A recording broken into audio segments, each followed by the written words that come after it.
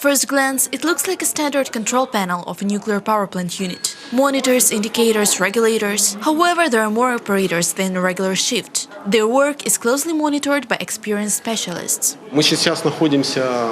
We are standing in the exact spot where a tank, a huge tank with borated water, is supposed to be. Instead of a tank, there is an equivalent of a block control panel. This is where the staff is trained and tested through simulated accidents.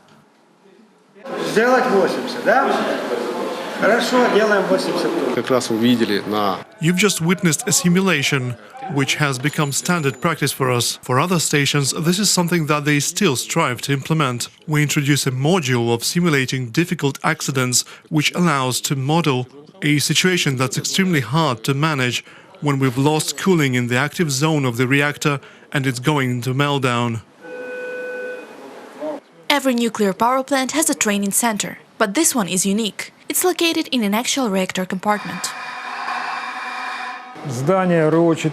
Following the moratorium, the construction of the RO4 facility was frozen, and eventually in the year 2000 we settled in the building with our simulator, so the project, or at least the reactor facility, was given a second life.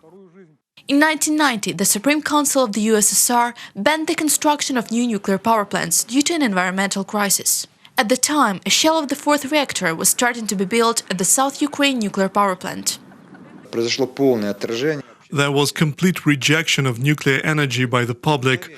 In a blink of an eye, we became enemies of all mankind. I remember how we tried to fight this attitude towards the nuclear people.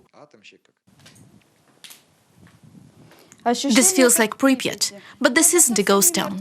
It's still populated by around 100 people. Most of them settled here over 30 years ago, as the construction of the Chernobyl nuclear power plant began. Broken sidewalks and a grocery, which hasn't seen any buyers for a long time. The only remnant of former coziness in residential buildings here is the wallpaper left on the walls. This is Orbita. In Soviet times, this town was a dream which failed to come true. There will be schools, a palace of culture, a department store, a cinema, a hospital and an excellent utilities service, as well as a palace of pioneers and, of course, a wonderful beach. They wanted to build a thermal power plant, a hydroelectric power plant, then a nuclear power plant, a combined cycle power plant, and now all we have is a wasteland.